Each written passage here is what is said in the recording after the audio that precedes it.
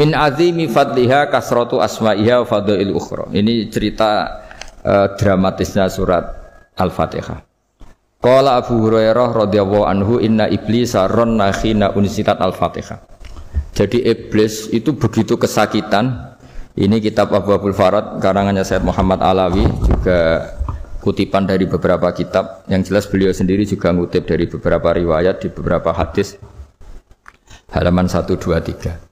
Ketika Fatihah turun itu iblis kesakitan.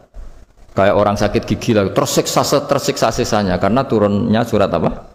Al-Fatihah. Artinya kalau Anda baca Fatihah dijiwai, maka Anda melemahkan setan, melemahkan iblis. Wa qala Mujahid, khina unzilat Fatihatul Kitab ronna fastama indahu asyayatin. Jadi ketika Fatihah itu turun, iblis itu terkapar lah kira-kira. Sampai dijenguk banyak setan. Jadi kamarnya di ICU lah kira-kira gitu kalau sekarang itu. Entah Covid entah enggak tahu. Pokoknya di ICU sampai dijenguk banyak setan.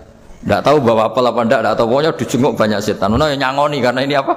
Ketuanya apa? Pingsan, sakit. Jadi iblis itu sakit sampai dijenguk anak buahnya setan-setan.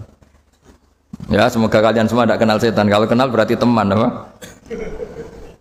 Wa qalu misla dzalik. Wa qala lahum laisa mimma taquluna syai'un walakin unzilat suratun laisa ajru qailiha illa an harrama alaihi nar jahannam. Saya ini bukan sakit fisik kata iblis. Kamu tidak usah jenguk saya, datangkan dokter terbaik, tidak usah. Saya ini tidak sakit fisik. Saya ini sakit karena ada surat yang diturunkan, yang pahala yang melafatkan surat itu pasti selamat dari neraka. Padahal misi terbesar saya ini supaya manusia masuk neraka. Sekarang punya tamengnya. Wah pusing kan? Ya seperti orang lah goda sampean ternyata sampean setia itu kan pusing. Nah ternyata tidak setia itu yang akhirnya ribet kan itu. Jadi iblis itu cita-cita terbesarnya kan semua orang itu masuk neraka. Nah sekarang turun satu surat yang gara-gara surat itu siapapun yang baca dijamin selamat dari neraka. Jadi walakin unzilat suratun laisa ajru qailiha illa an harramallahu alaihi nar jahannam. Karena jadi dia shock lah itu kalau orang di Jawa itu bilang shock. Aduh sial nasib saya ini umat nggak bisa saya goda lagi karena punya tamengnya tadi punya. Qad batala kaidukum wa makrukum. Rekayasa kalian sekarang itu tidak ada gunanya semua. Nah, ini alhamdulillah di Indonesia kelihatan kan banyak yang miskin, banyak yang susah. Tapi selagi mereka masih sholat, tuh keinginan mencari halal itu masih tinggi. Kayak apa kita di tengah kota, jauh dari anak istri, jauh dari tetangga. Biasanya kalau orang jauh dari anak istri, tetangga kan sakar PDW. Tapi yang soleh masih banyak, sudah jauh dari keluarga tetap lurus. Loh kalau yang dekat lurus kan wajar, konangan wong akeh kan. Ini sudah jauh masih lurus. Nah ini nggak lepas dari barokahnya surat apa? Surat Fatihah tadi. Jadi karena ada surat yang menjamin pelafalnya atau qailiha terbebas dari api neraka. Wa qalat as-sayatinu lahu is ayyusai'in ta'muruna ya maulana. Faqala lahum idhabu wajtahidu hatta tukhfilu qulubahum hatta la yaqulu hadhihi surah. Lalu kita gimana? Jari para setan itu. Lalu kita gimana? Terus kata iblis, sudah bikin mereka lupa sehingga tidak baca lagi. Selagi masih baca kita pasti keok. Jadi kalau sampean sudah jarang baca Fatihah itu berarti sudah bagian dari kemenangan apa? Iblis. Jadi kalau sampean sudah jarang baca Fatihah itu berarti bagian dari kekalahan Anda, kemenangan iblis. Masih sering baca? Berapa kali? 5 kali sholat. Terus apa lagi?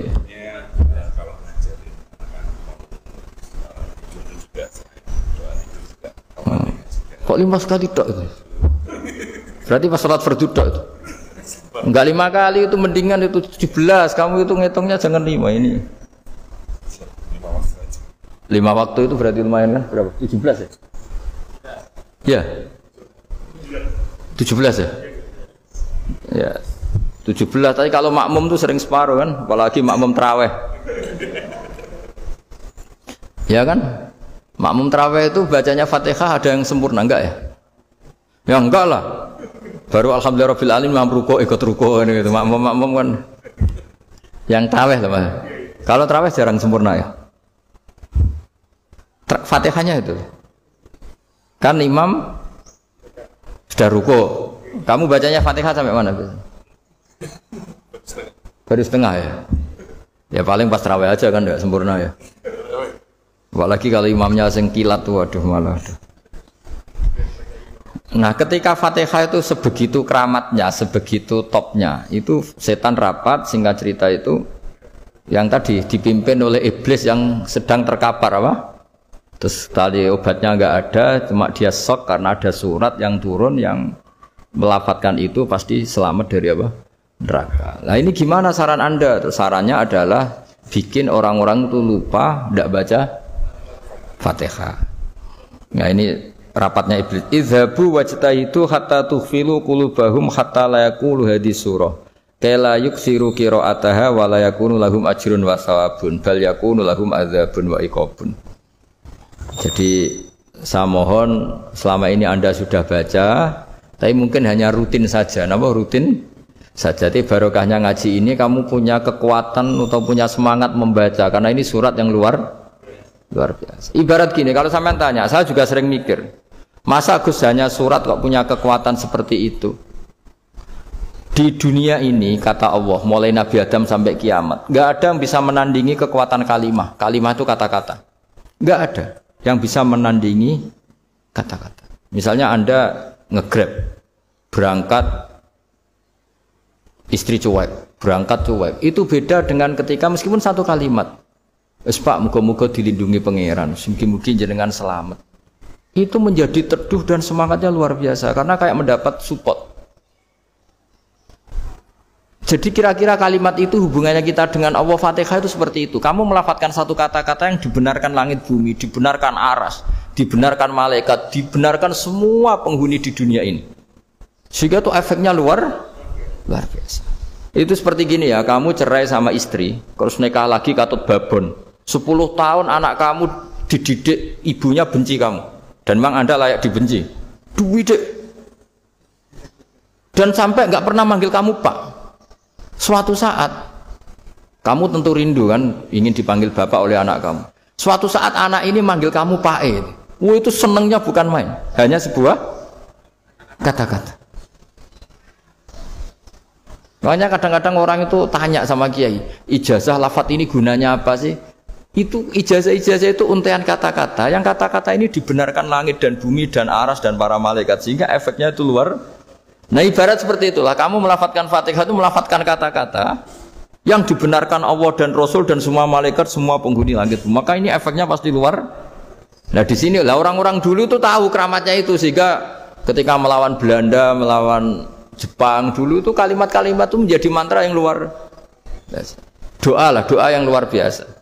Tapi di era modern karena orang sudah tidak ngerti itu, dianggap itu mantra, jimat, khurafat, bid'ah, waduh ribet meneh. Sebetulnya tidak seperti itu. Memang kata-kata ini kekuatannya luar biasa. Sama kesakitan hati kamu juga karena itu. Wis ngojek wangilan ya. Lha Pak di bojo kok kowe gagah tok kere. Wah, iku seling terus mesti.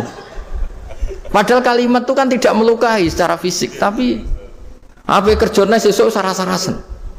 Karena terus dengan pengadilan seperti itu kan, ngapain kerja demi perempuan yang seperti ini? Lagi-lagi kata-kata ini luar. Nah bayangkan kalau kata-kata itu adalah kalimat yang diajarkan Allah lewat Rasulnya, lewat malaikat Jibril. Kayak apa kekuatannya? Lah kira-kira Fatihah itu gitu. Kalimat yang baik, kalimatan thayyibah diajarkan oleh Allah dan Rasul, kayak apa kira-kira kekuatannya? Pasti luar biasa. Wong support yang dikatakan istri kita, anak kita aja luar biasa, apalagi ini support yang diajarkan Allah dan Rasul. Ya makanya saya mohon kalau baca Fatihah, baca kalimat-kalimat thayyibah ketika sholat itu dijiwai. Ya misalnya Rabbana lakal hamdu mil'us samawati wa mil'ul ardi wa mil'u ma syi'ta min syai'im. Engkau zat yang layak dipuji dan pujian ini memenuhi langit dan bumi. Karena kita tahu nggak ada sejengkal di alam raya ini kecuali di situ ada rahmat Allah. Misalnya kamu bisa lewat sampai rumah saya, kamu mungkin anggap biasa saja. Coba kalau ngalami likuifaksi, tahu-tahu bumi ini ambles, bisa ngelewati yang likuifaksi itu luar. Tanyakan orang pernah ngalami likuifaksi di Sulawesi, itu melihat bumi bisa diinjak nggak ambles itu, wah luar. Dan sampean nggak ngalami itu sehingga lewat bumi ya biasa aja. Coba kalau ngalami seperti tidur, biasa aja. Coba kalau ada gempa, Bahwa bumi tenang ini sudah nikmat yang luar biasa. Masa kamu ngakui nikmat nunggu digituin? Ya kan? Nah, makanya baca Fatihah dijiwai lah bahwa ini kalimat yang luar biasa. Saya teruskan. Warwa Muslimun fi sahihihi an Ibnu Abbas radhiyallahu anhuma annahu qala bainama Jibril alaihi salam qaidun dan Nabi itsami anaqidan min fawqi fa fa'ara saufa qala hadza babun minas sama futihal yawma lam yuftah qaddu ilal yaum fanazala minhu malakun faqala hadza malakun nazala ilal ardi wa lam yanzil qaddu ilal yauma fasallim wa qala absyir binuraini qad utitahuma lam yu'tahuma nabiyyun qablak Fatihatul kitab wa khawatimu suratil Baqarah. Jadi suatu saat Jibril ini jagongan kira-kira gitu sama Rasulullah. Tahu-tahu langit itu gemuruh. Langit gemuruh kata Jibril terus semuanya ngangkat kepala ke langit. Ini pintu langit baru ini dibuka, yang sebelumnya tidak pernah dibuka seperti ini. Turunlah malaikat, yang malaikat ini pun malaikat spesial, yang enggak malaikat murahan lah kira-kira gitu, yang enggak pernah turun ke bumi kecuali juga saat itu.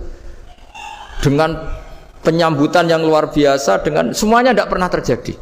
Hanya karena bahwa surat Fatihah. Jadi ini surat yang luar biasa, pengawalannya lewat malaikat yang spesial, enggak pernah turun di bumi kecuali saat itu. Penyambutannya juga enggak pernah seperti itu, baru seperti itu. Jadi semuanya itu spesial. Nah, kenapa ini spesial? Karena di situ ada isi puja-puji kepada Allah Subhanahu wa ta'ala. Ada ikrar kita, alhamdulillahirabbil alamin, arrahmanir rahim. Ikrar ini penting. Kalau contoh paling gampang gitulah. Kamu punya istri selama ini cerewet terus. Suatu saat ngomong, "Pak, tak angen-angen ra ono wong lanang koyo sampeyan." Wah, itu langsung tidak ada lelaki sebaik engkau. Itu sama senengnya, masya Allah. Karena ada ikrar dari seorang istri ke kamu. Nah, bayangkan kalau ikrar kita sebagai hamba diakui oleh Allah Subhanahu, maka ikrar ini akan dicatat sebagai kebaikan kita yang kita panen nanti di akhirat. Karena ada ikrar. Kita ikrar bahwa alhamdulillahirabbil alamin. Kita ikrar ar-rahmanir rahim. Kita ikrar maliki yaumiddin. Kita ikrar iyyaka na'budu wa iyyaka nasta'in. Sampean misalnya jadi orang Indonesia, ketemu orang Indonesia yang makmur di Jerman, terus lupa Indonesia. Kamu orang Indonesia? Enggak, saya enggak orang Indonesia. Mangkel gak kira-kira? Mangkel. Karena salah ikrar kan gitu. Ya, jadi saya mohon jangan anggap kalimat itu hal yang biasa, tapi luar biasa. Nggih, ngoten mawon. Assalamualaikum warahmatullahi wabarakatuh.